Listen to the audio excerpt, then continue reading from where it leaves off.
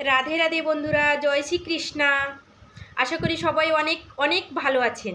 তো চলুন, আজ আমরা যোগিনী একাদশী, এই রথযাত্রা, জগন্নাথ দেবের রথযাত্রার আগের একাদশী যোগিনী একাদশী তিথি কবে পড়েছে, জুলাই মাসের 1 তারিখে নাকি জুলাই মাসের 2 তারিখে, এবং সারা বিশ্বে 149টি স্থানে পালনের সময়সূচি জানবো, পরদিন পালনের সময়সূচি জানবো, এবং এই যোগিনী একাদশীর মাহাত্ম্য আজ আলোচনায় থাকছে।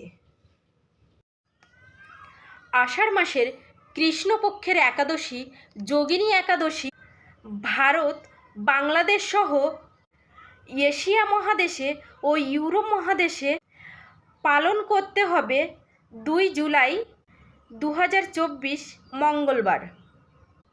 শুধুমাত্র কিছু স্থানে, যেমন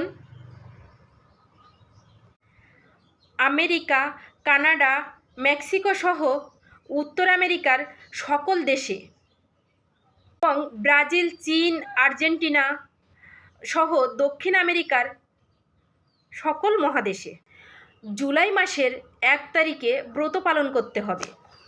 এছাড়া পৃথিবীর সকল স্থানে 2 জুলাই একাদশী ব্রত, যোগিনী একাদশী ব্রত পালন করতে হবে।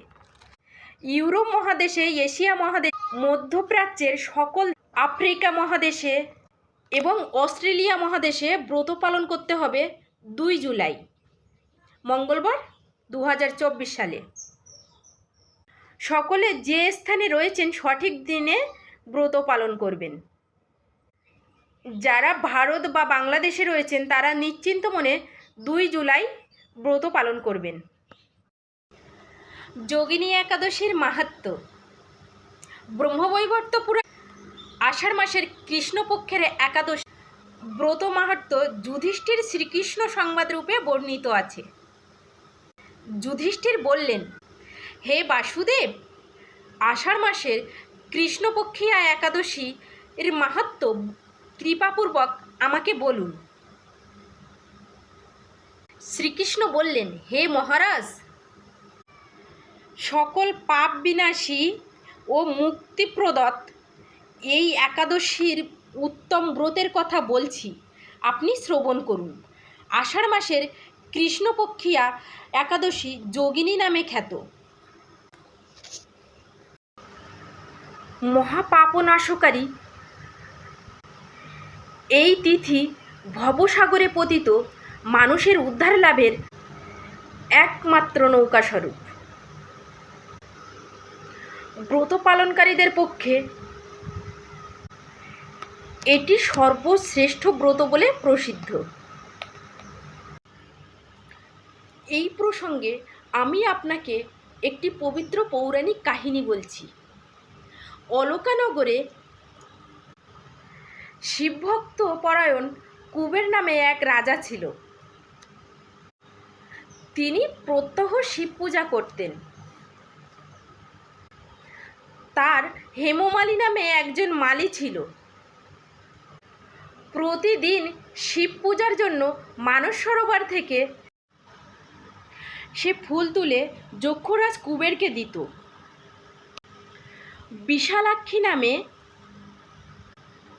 হেমমালীর এক পরমা রূপবতী স্ত্রী ছিল। সে তার সুন্দরী পত্নীর প্রতি অত্যন্ত আসক্ত ছিল। একদিন সে তার পত্নীর প্রতি অত্যন্ত কামাসক্ত হয়ে পড়ল। রাজভবনে যাওয়ার কথা ভুলেও গেল। বেলা 2 প্রহর অতীত হলো। অর্চনের সময় চলে যাচ্ছে দেখে রাজা ক্রুদ্ধ হলেন। মালীর বিলম্বের কারণ অনুসন্ধানে এক দূত প্রেরণ করলেন। দূত এসে রাজাকে বলল সে গৃহে স্ত্রীর সাথে আনন্দে মত্ত। দূতের কথা শুনে কুবের অত্যন্ত রেগে তখনই মালীকে তার সামনে হাজির করার আদেশ দিলেন। এদিকে মালী কুবেরের পূজার সময় অতিবাহিত হচ্ছে বুঝতে পেরে অত্যন্ত ভয় পেল। তাই স্নান না করে সে রাজার কাছেই উপস্থিত হলো। তাকে দেখা মাত্র রাজা ক্রোধবশে চোখ রাঙিয়ে বললেন, রে পাপিষ্ঠ দুরাচার, তুই দেবপূজার পুষ্প আনতে অবজ্ঞা করেছিস।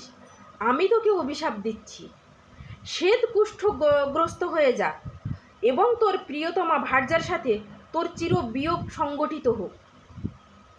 রে নিস, তুই এখনই এই স্থান থেকে ভ্রষ্ট হয়ে অবগতি লাভ কর। কুবেরের এই অভিশাপে হেমমালী পত্নীর সাথে স্বর্গভ্রষ্ট হয়ে বহুদিন যাবৎ এই কুষ্ঠরোগ ভোগ করতে লাগলো।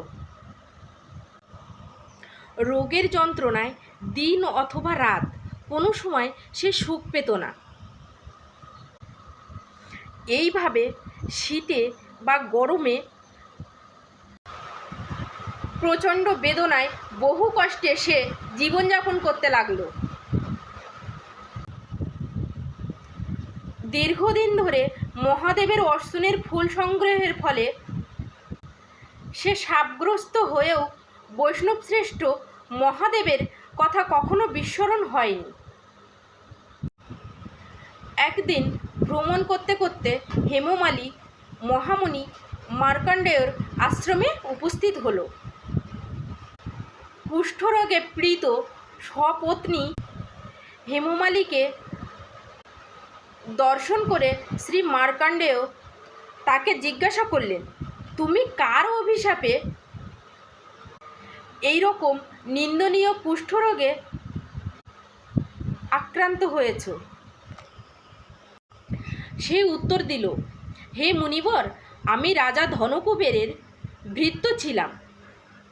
আমার নাম হেমমালী। আমি প্রত্যহ মানস সরোবর থেকে ফুল তুলে রাজাকে দিতাম শিব পূজার জন্য। কিন্তু দুর্ভাগ্যক্রমে একদিন স্ত্রীকে মনোরঞ্জনের জন্য কামাসক্ত হয়ে পড়ি আর ফুল দিতে বিলম্ব হয়। তাই রাজা আমাকে অভিশাপ দিয়েছিলেন, আর সেই অভিশাপে আমি এই দুর্দশাগ্রস্ত হয়েছি। পরোপকারী সাধুগণের স্বাভাবিক কর্ম হয়ে থাকে। হেমমালী ঋষি মার্কণ্ডেয়কে বললেন, হে মুনিশ্রেষ্ঠ, আমি অত্যন্ত পাপী, আমি অপরাধী। কৃপা করে আমার প্রতি প্রসন্ন হন। শ্রীকৃষ্ণ বললেন, ঋষির উপদেশ শ্রবণ করে হেমমালী তাকে প্রণাম জানালেন। পরে অত্যন্ত আনন্দের সাথে এই যোগিনী একাদশী ব্রত পালন করল। এইভাবে হেমমালী কুষ্ঠব্যাধি থেকে মুক্তি লাভ করল এবং পত্নীসহ সুখে জীবনযাপন করতে লাগল। হে মহারাজ যুধিষ্ঠির, আমি আপনার কাছে এই ব্রতের উপবাসের মহিমা কীর্তন করলাম। এই ব্রত পালনে 88,000 ব্রাহ্মণকে ভোজন করানোর ফল লাভ হয়। যে ব্যক্তি এই মহাপাপ বিনাশকারী ও পূর্ণ ফল প্রদায়ী যোগিনী একাদশীর কথা পাঠ এবং শ্রবণ করে, সে অচিরেই সর্বপাপ থেকে মুক্ত হবে। তো এই হচ্ছে যোগিনী একাদশীর মাহাত্ম্য কথা। কেমন লাগলো অবশ্যই জানাতে ভুলবেন না। যদি ভালো লাগে লাইক, কমেন্ট, শেয়ার করবেন।